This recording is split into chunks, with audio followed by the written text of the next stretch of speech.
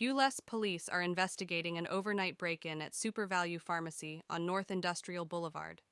The pharmacy owner, Tara Maynard, said she was alerted by her security system to the incident, which occurred between Friday night and Saturday morning. According to Maynard, the burglars, wearing face masks and gloves, initially tried to break through the front door using a sledgehammer, but ultimately entered through a window. Photos show the front doors smashed and a hole in the glass near the entrance. The pharmacy is still assessing what was taken, but Maynard confirmed that promethazine and codeine products were stolen. "They're probably selling it," Maynard remarked, noting the high demand for such items.